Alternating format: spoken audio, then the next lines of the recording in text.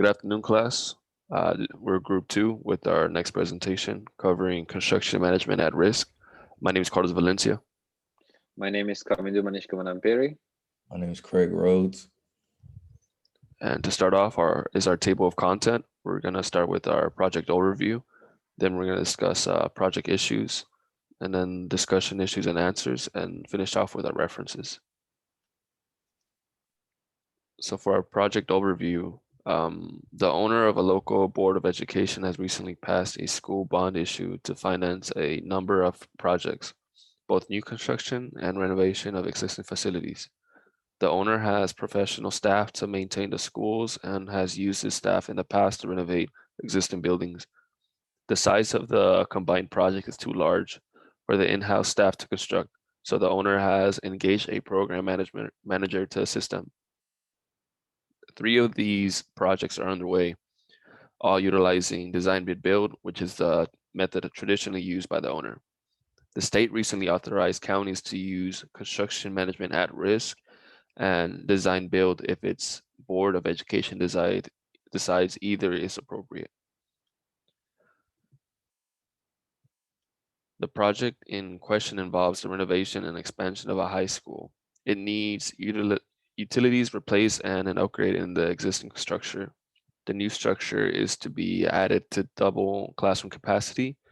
Also built will be sports facilities, 2 gyms and girls and boys lockers, laboratory facilities, and additional educational facilities like 1 computer lab, 1 lab each for chemistry, biology, and physics, an auto shop and woodworking area, and a maintenance shop.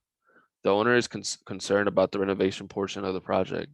The as-built documents may not be accurate, and the cost of renovation is a factor because of a budget cap that was set by the bond referendum.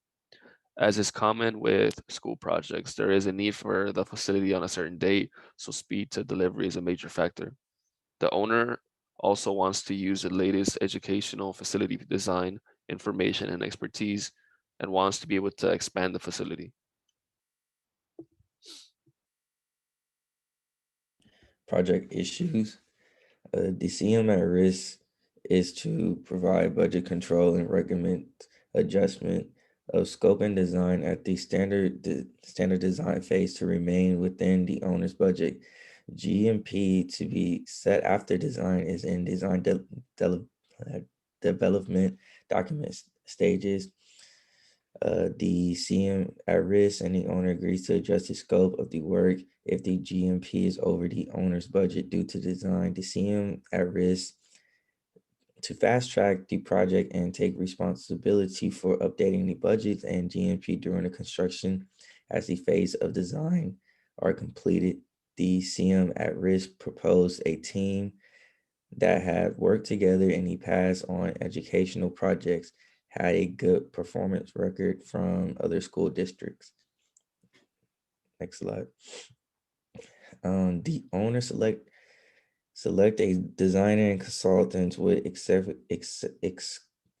extensive education experience, but the owner is new to the CM delivery at risk. Although the owner has no experience with the CM at risk delivery method, the owner judgment is that the program manager will be able to drive its own owner's requirements. CM at risk will permit flexibility during the renovation phase. The CM at risk can respond to actual conditions in the old structures when they are encountered, and the team can judiciously use the continuity as needed, as the CM at risk will bid all the trade work. The school districts will get the benefits of low bids on 80% of the work. So for the first discussion issues and answers, question 1 asks, was the owner's choice of project delivery system appropriate? And we say yes, choosing the CM at risk delivery method, which entails a commitment by the construction management to deliver the project within a guaranteed maximum price, is the best choice since the overall project requires a form of management with experience and fast-moving projects.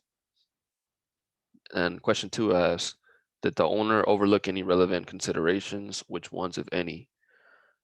Yes, he considered using his preferred method by using design bid build while 3 of the projects were underway. Question 3 asks, were the owner's expectations for the project delivery system realistic?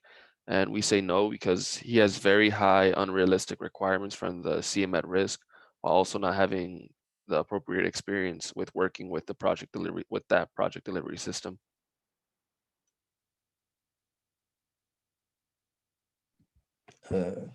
How, when should the owner make decisions? The docks were not right, and the expansion of the school was too big, and everything was affected by the budget cap.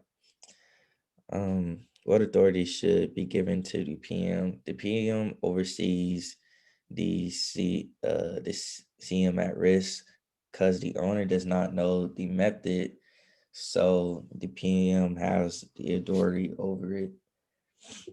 What authority should be reserved for the owner? The owner has the final say over everything, and he could pick a better PM, so things can go smoothly.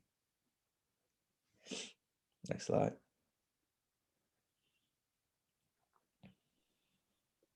So the next question is, should the project manager, construction manager at risk team consult with the owner's facilities staff during the design? Yes, they should consult the facility staff because the owner's facility staff has been involved in many projects before, and it could give them a good heads up. And during the procurement of subcontractors, no, they do not need to consult the owner staff during the procurement of subcontractors.